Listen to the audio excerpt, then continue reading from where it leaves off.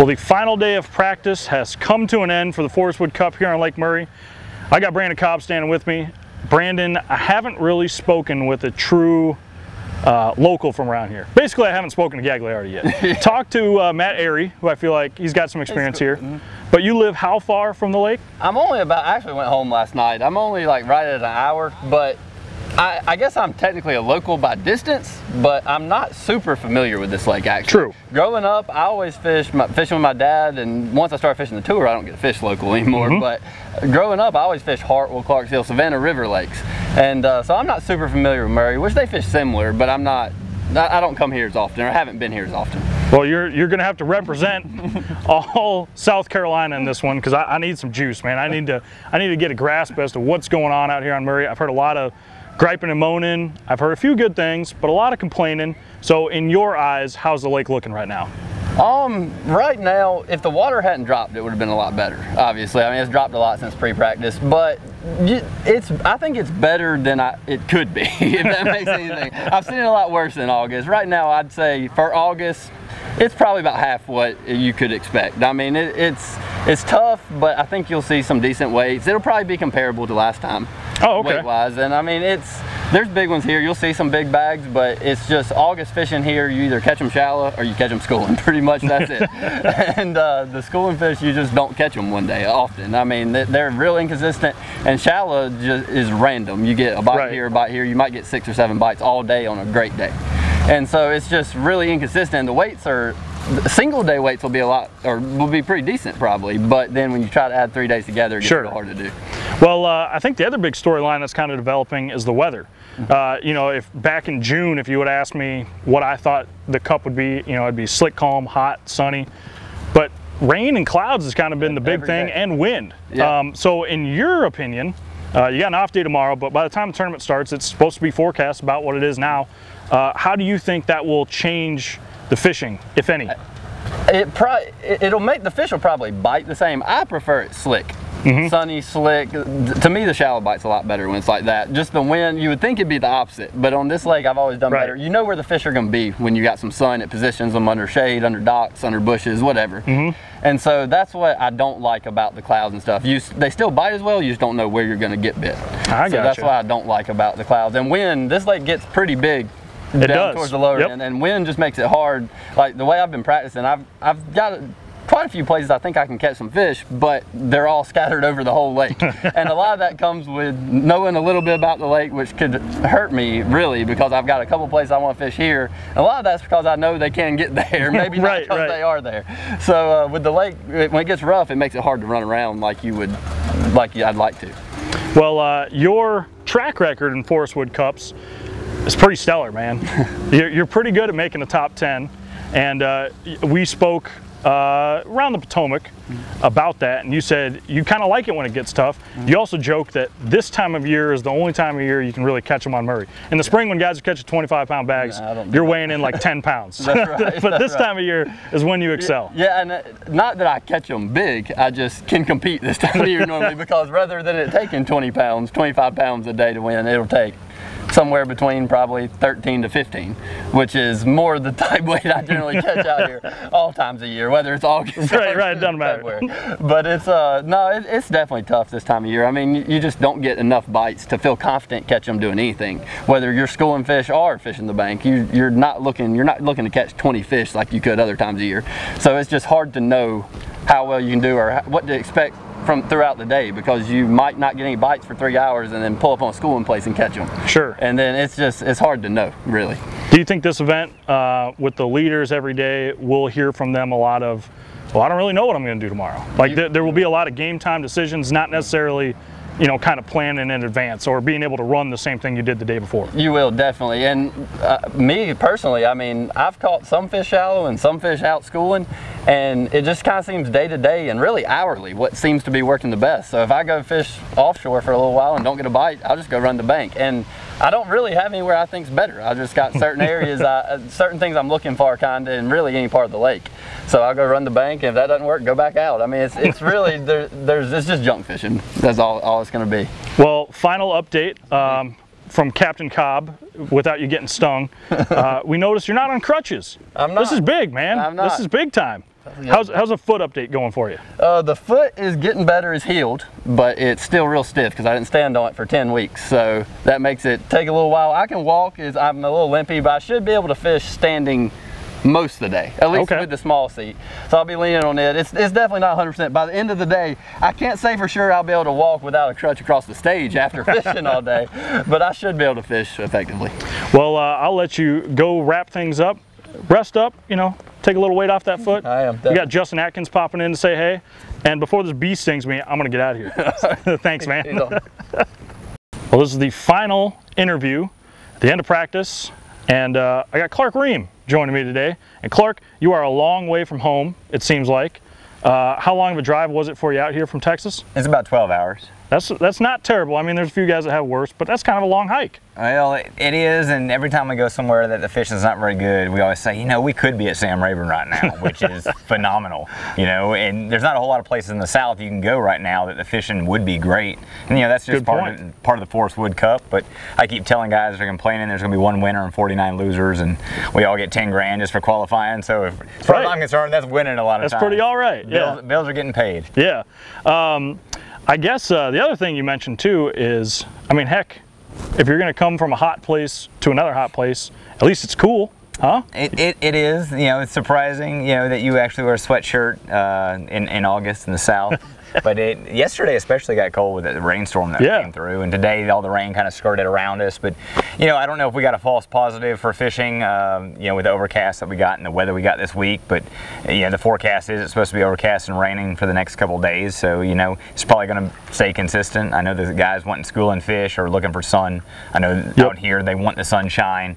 A little bit of that slick water is going to help see some of these school and fish, but you know, that's maybe a quarter of the field. I think 3/4 of us are beating the bank in some form or fashion. So it's you know, you take what you can get and run with it. Well, I feel like you're a pretty straight shooter. You know what I mean? So I think right now, I need to know on that shallow bite. How do you feel like it is? How do you gauge it? Is it pretty decent? Is it hit or miss? What are we talking about? I'd be willing to bet that all 50 guys on tour will have a buzzbait rigged up somewhere on the deck of their boat. You know, and I don't know if that's because people know about that pattern or if it just keeps getting exposed on FLW. I know Canterbury caught them last year. A lot of guys caught them the last time on a buzzbait. That's not something that we really do back in Texas. You know, and I say, you know, I pulled out a bunch of Texas bag of tricks here, and they don't work on a lot of these lakes, especially these blueback lakes. Yep. It's foreign to a lot of us, so we have to go with what you know and what you're comfortable with, and just beating the bank when you go to a lake you're not really familiar with. You know, I've been here for a Bassmaster Elite Series event 2 different times. The first time got it handed to me big time. I didn't understand bluebacks and blueback spawns, but those were both in May. Right, they were early. And the next time I came, you know, I picked a creek, happened to be Bear Creek that year, and said, all right, I'm just going to stay right here and I'm just going to run these points. And I learned how to do it and finished 15th.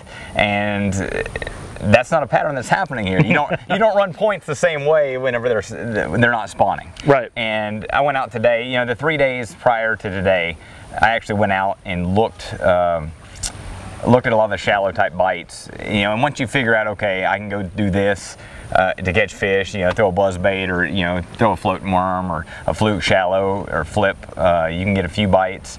Then there's no sense beating up any more water. Right. And that's what we're getting with this extra practice day. And I know a lot of guys weren't real happy about having this extra day because we've all seen the lake 2 or 3 times now, going round and around. And oh, I haven't gone in that pocket yet. Maybe there's a brim bed in there I haven't seen. But bottom line is we're not seeing a lot of fish up. The bites are so random, shallow.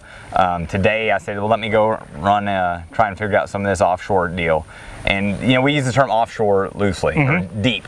You know, guys are going deep. Yep. And realistically, there's probably not going to be many fish caught in this tournament deeper than 10 foot.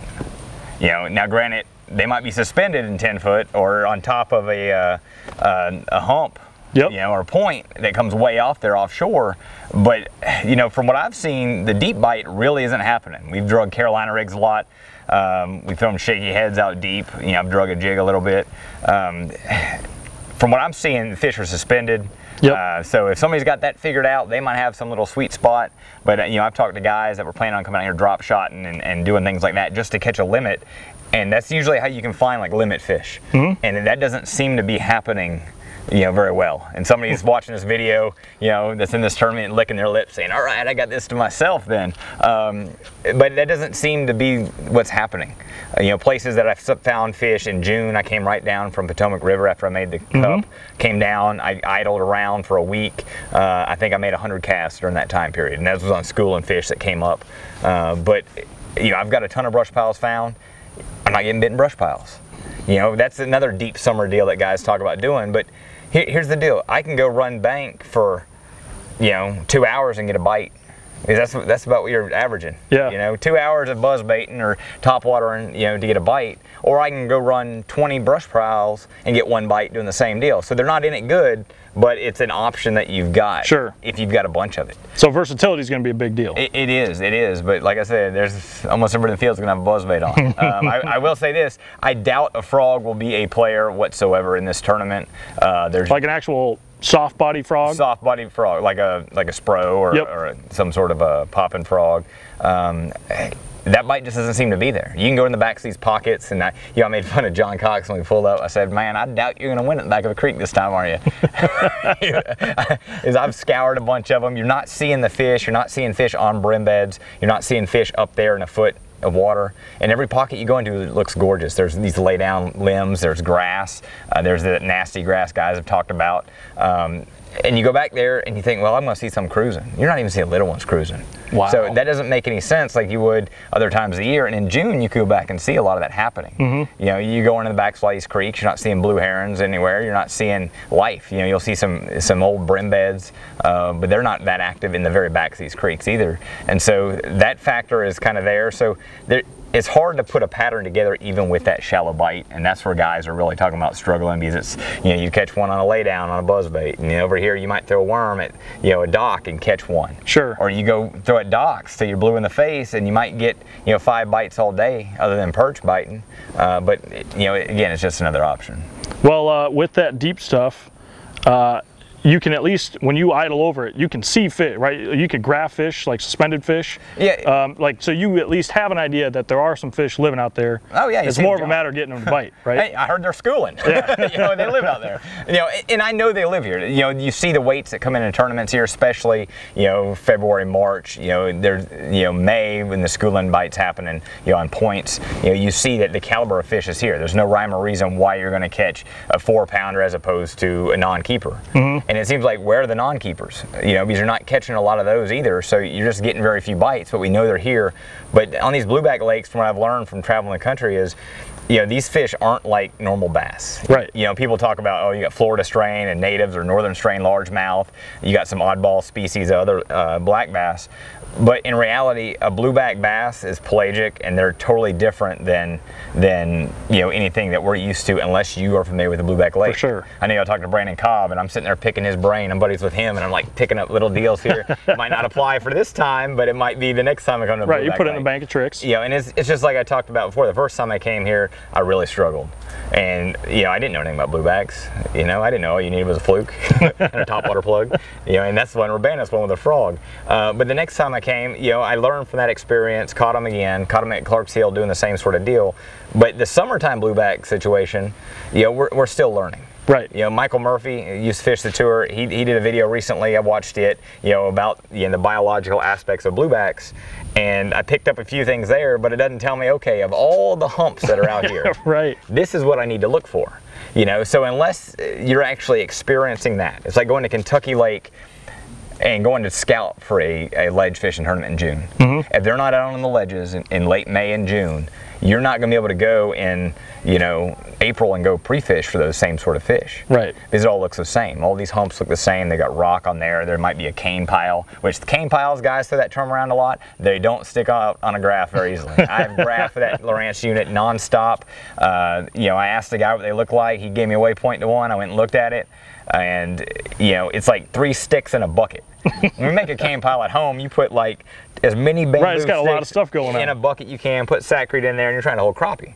And here it's like they're trying to be discreet about it and trying to make them all sit on that one little stick. And so it's just something different than what the rest of us are used to. And so again, we fall back on what is easy and what we know. And when you've got a limited amount of time, you better go with what you know and what's going to be easiest fish to catch. Well, Clark, I appreciate you joining me, man. I'm going to let you go get rested up. You got an off day tomorrow, and we'll see you Friday. All right, appreciate it.